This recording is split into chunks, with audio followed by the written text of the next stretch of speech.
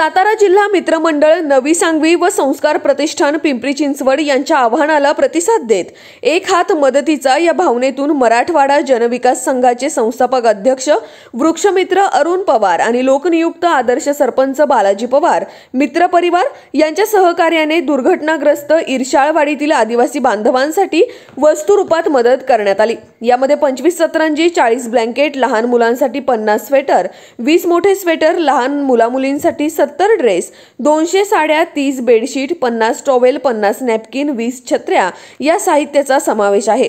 ही मदत विठ्ठल चव्हाण, अजीज सिद्धकी, अण्णा जोगदंड, रणजित कानकाटे, मराठवाडा जनविकास संघ मित्र परिवार, ख्रिस्ती ऐक्य संघटना औंध रोड, श्री स्वामी समर्थ सोसायटी काळेवाडी, सूर्यकांत कुरुलकर, दिगंबर बोरावके, शेषेराव डोके, महादेव पाटेकर यांनी मराठवाडा जनविकास संघाच्या सहाय्याने सातारा जिल्हा मित्रमंडळ व स्वरूप प्रतिष्ठानकडे सुपूर्द करण्यात आली। सातारा जिल्हा मित्रमंडळाचे अध्यक्ष शिवाजीराव माने, सचिव सोमनाथ कोरे, कार्याध्यक्ष संजय चव्हाण, उपाध्यक्ष वीरेंद्र गायकवाड, अरविंद जाधव, लक्ष्मण माळी, संस्कार प्रतिष्ठानचे अध्यक्ष मोहनराव गायकवाड यांनी संत महंत वारकरी सांप्रदायिक मंडळी आणि इतर मान्यवरांच्या हस्ते ही मदत स्वीकारली। यावेळी हरिभक्तपरायण शेखर महाराज जांभूळकर, हरिभक्तपरायण धारूमामा बालवडकर, शिवकीर्तनकार डॉक्टर गजानन महाराज वाव्हळ, हरिभक्तपरायण आदिनाथ उर्फ नाना शितोळे, महाराष्ट्र राज्य वारकरी महामंडळाचे पिंपरी चिंचवड शहराध्यक्ष विजू अण्णा जगताप, मराठवाडा जनविकास संघाचे अध्यक्ष अरुण पवार, अतुल लंगर, वामन भरगंडे, दत्तात्रय धोंडगे, बळीराम माळी, संतोष पाटील, अनुराज दुधभाते, प्रकाश इंगोले, विष्णू फुटाणे, जगन्नाथ फुलमाळी, प्रमोद आंग्रे, सेंद्रिय शेतीतज्ञ दिलीप देशमुख, बारडकर, उद्योजिका प्रीतीताई काळे, किरण परमार आदी मान्यवर उपस्थित होते। मी जेव्हा जालन्यामध्ये अंबडला शिक्षणात होतो तेव्हा तिथे एक नायब तहसीलदार होते आणि तिथे मक्षोदरी देवस्थान ते रोज तिथे दर्शनाला जायचे। पायरीवर बसलेला एक भिकारी असायचा आणि त्या काळामध्ये रुपया हा खूप मोठा होता। तर ते रोज त्याला एक रुपया द्यायचे। साहेब रिटायर झाले, रिटायर झाल्यानंतर साहेबांना दुर्धर आजार जडला।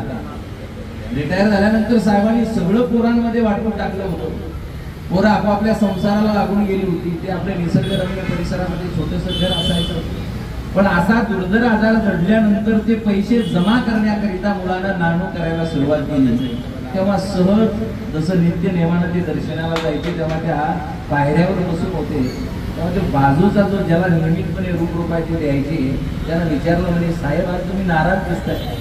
म्हणे काय नाही रे, सहज आपलं बसलो। नाही म्हणे महाराज, साहेब तुमची मी चेहरा बघितलेला आहे, आजपर्यंत तुम्ही जरी रिटायर झालेले असला तेव्हा त्यानं त्याच्या मनातलं दुःख सांगितलं की ज्या पोरांकरिता मी आयुष्यभर जगत होतो त्या पोरांनी कारणं सांगायला सुरुवात केली आहे। आदरणीय अरुण शेठ पवार यांच्याशी संपर्क केला तरी चालेल। दिनांक 1 ऑगस्ट ते 8 ऑगस्ट पर्यंत तिथंच रामकृष्ण मंगल कार्यालयामध्ये कीर्तन महोत्सव आहे। त्याच्यामध्ये सकाळी काकड आरती पारायण होणार आहे। शांतीब्रह्मश्री एकनाथ महाराज यांच्या गाथेचं पारायण होणार आहे 8 ते 12, सकाळी 8 ते 12। यांना पारायणाला बसायचं असेल त्यांनी संपर्क करा। संध्याकाळी 4 ते 5 या वेळेमध्ये सुंदरशी वेगवेगळ्या विषयावरील व्याख्यान 2 व्याख्याते तर इथंच उपलब्ध आहे। आदरणीय सरांपासूनच सुरुवात। पहिल्याच दिवशी त्यांचं व्याख्यान आहे, विषय मी विचारला, सरांनी फार सुंदर विषय सांगितलाय। विषय असा आहे म्हणे पाईकाचे अभंग। जगद्गुरु संत तुकाराम महाराज हे भक्ती प्रधान आणि छत्रपती शिवराय हे शक्ती प्रधान। आपण भक्ती शक्तीचं ऐक्य मानतो ना, परंतु ही भक्ती त्या शक्तीमध्ये कशा प्रकारे होती आणि तुमचं कर्तव्य काय आणि आमचं कर्तव्य काय, पाईक तो जाणे पाईकीचा भाव, हे छत्रपतींच्या मनामध्ये जागरण ज्यांनी केलं ते छत्रपतींच्या मनामधलं जागरणाचे मूळ गुरुवर्य तुकोबाराय। इतका सुंदर विषय सरांच्या वाणीतून आपण ऐकणार। पहिल्याच दिवशी सरांचं व्याख्यान, दुसरं तिसरं अशी व्याख्यान आहेत, नंतर कळेल तुम्हाला माझं 3ऱ्या दिवशी त्याच्या मागे थोडीशी पाऊल वाट आपली पकडलेली बरी। 7 दिवस सुंदरशी व्याख्यान आणि 8 दिवस कीर्तन होणार आहे।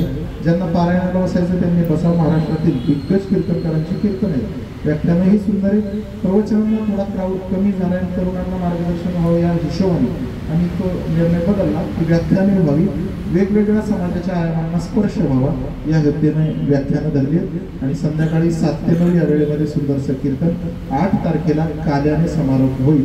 ज्यांना कार्यक्रमाला यायचे पारायणाला बसायचे त्यांनी आम्हाला कोणालाही संपर्क केला तरी चालेल, मात्र कीर्तनांना आणि व्याख्यानांना सगळ्यांनी येऊन श्रवण करा, हे गरजेचं आहे. पहा, पुन्हा मुद्दा तिथंच येतो, एकट्याला सुटायचं तर एकट्याने साधन घ्या, भक्ती करा, एकट्याने साधना करा. सगळ्यांना सुटायचं तर सामुदायिक झालंच पाहिजे, सामुदायिक जागरण, सामुदायिक भजन, सामुदायिक जागरण हे झालं पाहिजे. सामूहिक भजन में और सामूहिक भोजन में बड़ा आनंद आता है. घरी एकटा 3 भाकरी खात नाही पण पंक्तीला बसूया. सामूहिक भजनात आणि सामूहिक भोजनात आनंद आहे. त्यामुळे या सुंदरशा उत्सवाला आदरणीय विजयानंद जगताप आहे, आदरणीय दारूमामा बांदूरकर आहे आणि आमच्या सगळ्यांच्या वतीने पिंपरी चिंचवड महामंडळाच्या वतीने सगळ्यांना सस्त्रेनं निमंत्रण. रामकृष्ण. दुःखदायक घटनेबद्दल दुःख व्यक्त करते, श्रद्धांजली. अतिशय दुःखाचा प्रसंग सगळ्यांच्या वरतीच ओढवलेला आहे. आपण बघणारे लांब म्हणजे आपण दुःखी नाही असं नाही आहे. आणि इतकी मोठी मदत सगळ्यांनी केली, बघून खूप छान वाटते. अरुण पवारांच्या विषयी शब्दच नाही. तुम्ही म्हणजे माणुसकीची ज्योत प्रत्येकामध्ये पेटवत ठेवण्याचं पण यासोबत हे काम करतायत. फक्त डोनेशन घेणं देणं किंवा अशी आर्थिक स्वरूपात मदत करणं हे सोडून, म्हणजे आता 31 जुलैचा इन्कम टॅक्स शेवटचे दिवस आहे उद्या, पण तरी देखील ते स्वतःही उद्योजक आहेत, त्यांचं पण खूप महत्त्वाचे हे 2-3 दिवस आहेत आणि आपले सगळ्यांचे आहेत. पण सगळ्यांना इथं आलेत, आपण सगळेच आलो आहोत. हे मी अरुण सरांनाच हे सगळं श्रेय देते. आणि अशा घटना घडू नयेत, दुःखी पण घडल्या तर हे अशी समाजोपयोगी कामं आपण सगळ्यांनीच करत राहावी. आणि अरुण पवारांसारखी व्यक्ती देवानी पुन्हा पुन्हा जन्म द्यावा, सगळ्यामध्ये माणुसकीची ज्योत पेटती ठेवण्यासाठी.